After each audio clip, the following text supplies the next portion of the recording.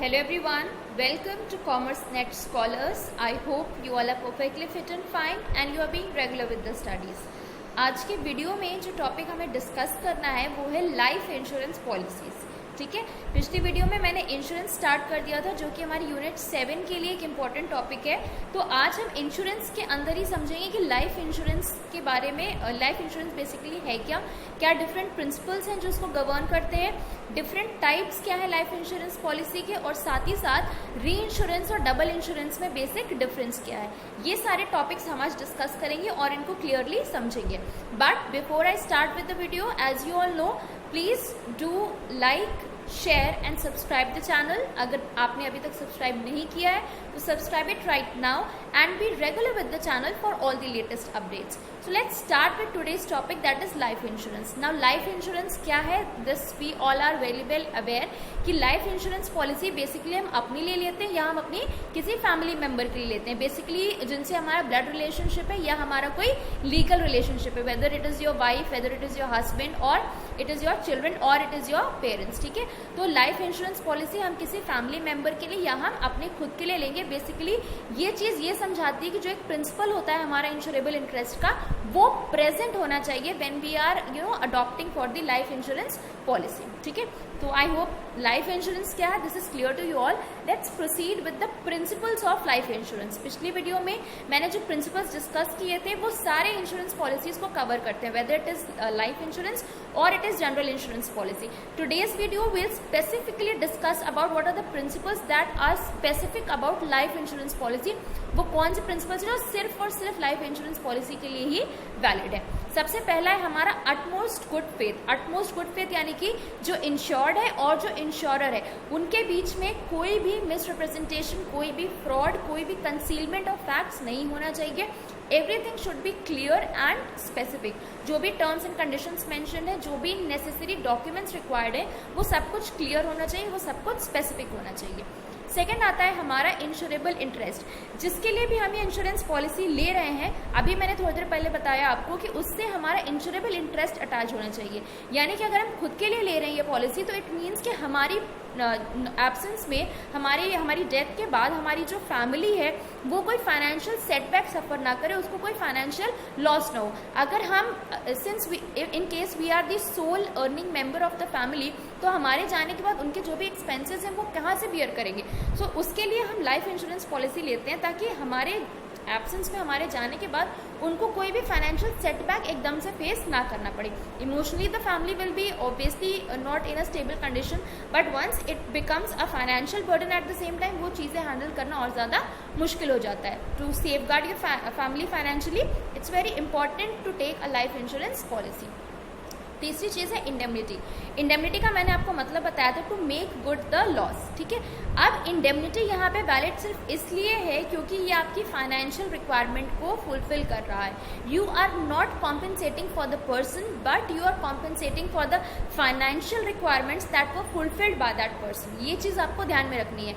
यहाँ पे आप पर्सन को सब्स्टिट्यूट नहीं कर रहे हो, यहाँ पे आप पर्सन की रिक्वायरमेंट को फुलफिल नहीं कर रहे हो, सिर्फ वो फाइनेंशियल रिक्वायरमेंट्स फुलफिल कर रहे हो जो वो पर्सन फुलफिल करता आ रहा था अपनी फैमिली के लिए. उसके बाद है कंट्रीब्यूशन. कंट्रीब्यूशन का मैंने आपको एक एग्जांपल दिया था कि company A and company B, we are going to take the insurance in case we have taken the insurance from two different companies. तो अगर कंपनी ए की फाइनेंशियल कैपेबिलिटी इतनी नहीं है कि हमारा डिजायर्ड अमाउंट पे कर सके, so the company is going to adopt for insurance contract with some other company that is company B. या फिर इसका एक ऑल्टरनेटिव ये हो सकता है कि हम एक कंपनी से कुछ अमाउंट के लिए अपनी पॉलिसी लें और दूसरे अमाउंट के लिए हम कंपनी बी से पॉलिसी लें. ठीक है, तीसरा आता है हमारे पास subrogation. Subrogation mean substituting the loss. अगर किसी और की नेग्लिजेंस की वजह से आपको कोई लॉस हुआ है, so that person is ultimately going to pay you the compensation which will be dealt by their insurance company and it will be a contract, it will be an agreement between your insurance company and their insurance company. ठीक है, उसके बाद है loss minimisation. Loss minimisation यानी कि कम से कम loss person face करें. ठीक है, अगर यहाँ पे लाइफ इंश्योरेंस में अगर हम जैसे मान लो एक्सीडेंट की कंडीशन की बात करते हैं या फिर कुछ हेल्थ इश्यूज की बात करते हैं, तो वहाँ पे जो लॉस आप इनकर कर रहे हो एज अ लाइफ वो मिनिमम हो. In terms of financial requirements. Always remember, life insurance की हम जब भी बात करें तो we are simply talking about the financial requirement, we can not compensate the requirements at the emotional level, this is but obvious. उसके बाद causa proxima, that is proximate cause, जिस कॉज के लिए आपने इंश्योरेंस लिया है कि आपको ये कॉज मेंशन किया है कि पर्टिकुलरली इस एलिमेंट की वजह से डेथ हो या फिर ड्यू टू सम एक्सीडेंट और it is a natural death और anything that is mentioned in the contract, उसी सेम कंडीशन उसी सेम कॉज की वजह से ये लाइफ का लॉस होना चाहिए। That is very important for you to avail the compensation that you have to get from a life insurance policy. ठीक है, so I hope principles are clear. आगे बढ़ते हैं, काइंड्स के बारे में बात करते हैं। ये डिफरेंट काइंड्स है हमारे लाइफ इंश्योरेंस पॉलिसी के। सबसे पहला है हमारा whole life policy. Whole life policy यानी कि आप प्रीमियम पे करते रहोगे, इसका जो कॉम्पनसेशन या क्लेम होगा वो पॉलिसी के खत्म होने के बाद, यानी कि होल लाइफ पॉलिसी आपकी पूरी लाइफ के लिए चलने वाली है और इसका जो कॉम्पनसेशन और क्लेम मिलेगा वो आपकी डेथ के बाद ही मिलेगा। You are not going to enjoy the benefits of it, your family is going to benefit from it ultimately. तो होल लाइफ पॉलिसी आप अपने लिए नहीं ले रहे हो, अपने बेनिफिट के लिए नहीं, you are taking it for the benefit of the family, कि जब आप नहीं हो तो आपकी फैमिली उस पॉलिसी से बेनिफिट कर पाए।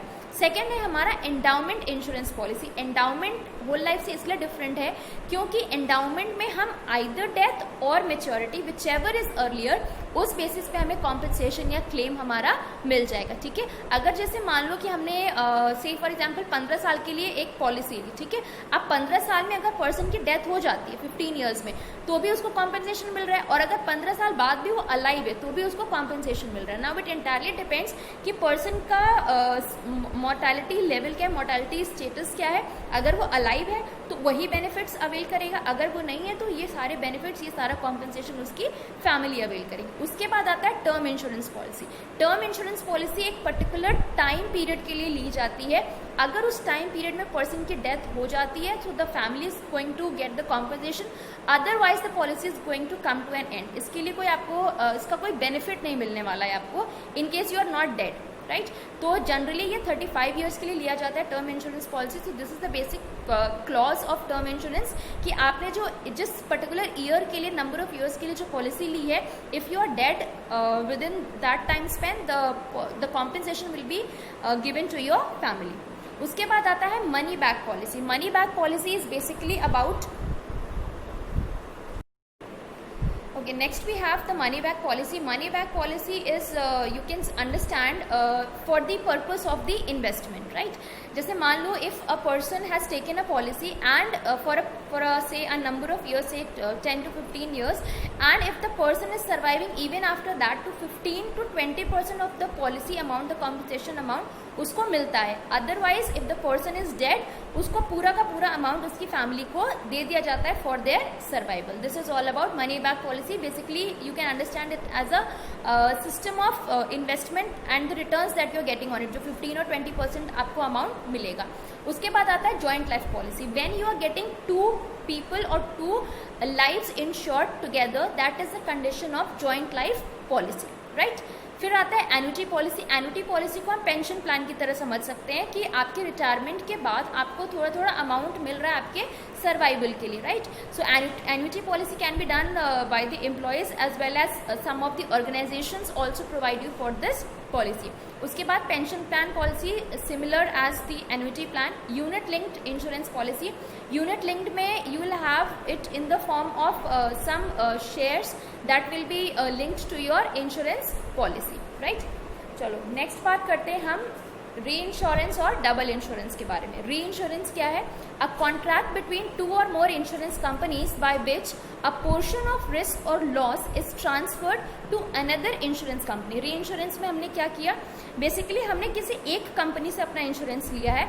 अब वो एक कंपनी अगर वो फाइनेंशियली कॉम्पिटेंट इनफ नहीं है कि आपने जिस अमाउंट के लिए उसको अप्रोच किया था वो आपको पूरा का पूरा अमाउंट प्रोवाइड कर सके, so that company is going to approach some other company company, that is company A को आपने अप्रोच किया इंश्योरेंस के लिए, मान लो 50 लाख का इंश्योरेंस आपको लेना था, वो उसकी फाइनेंशियल बेयरिंग कैपेसिटी में नहीं है, तो वो अब कंपनी बी को अप्रोच कर रही है कि आप वो उसको हेल्प करें so that they can provide you with the entire amount of insurance policy. तो बेसिकली जो री इंश्योरेंस होगा ये कॉन्ट्रैक्ट होगा दो कंपनीज के बीच में, और ये होगा at the level of the insurer, that is the insurance company. ये याद रखना है कि री इंश्योरेंस जो होता है वो होता है at the level of the insurer, जो कि होती है हमारी इंश्योरेंस कंपनी। फिर आता है हमारा double insurance. It is a practice of getting the same subject matter insured with more than one insurer और with same insurer under different policies. हम एक ही सब्जेक्ट मैटर को, अपनी एक ही प्रॉपर्टी को या अपनी से for one life we are getting it insured with more than one insurer, यानी कि हमने अपने लेवल पे कंपनी ए से भी पॉलिसी ली है और कंपनी बी से भी पॉलिसी ली है, ठीक है। तो री इंश्योरेंस होता है हमारा कंपनी के लेवल पे, इंश्योरर के लेवल पे, इंश्योरेंस कंपनी के लेवल पे। डबल इंश्योरेंस जो होता है वो होता है हमारे इंश्योर्ड के लेवल पे, यानी कि हमारे लेवल पे कि हमने पॉलिसी किन दो कंपनीज के साथ ली है। तो जिस भी प्रपोर्शन में हमारी पॉलिसी होती है उस प्रपोर्शन पे हमें रिटर्न मिलता है। यही चीज़ री इंश्योरेंस में भी होती है। सिमिलर है दोनों एक दूसरे से, बस बेसिक डिफरेंस यही है कि री इंश्योरेंस इंश्योरेंस कंपनी कर रही है, डबल इंश्योरेंस हमारा इंश्योर्ड कर रहा है जो भी पॉलिसी को ले रहा है। This is the basic difference. So that's all for today. I hope all the topics that we have done today are clear to you all. Again a reminder, please do subscribe the channel if you haven't subscribed yet, and be regular with the channel for all the latest updates. And if you like this video, please do give it a like so that it can be a motivation for me to prepare much better videos for you all. Till then, take care. Thank you.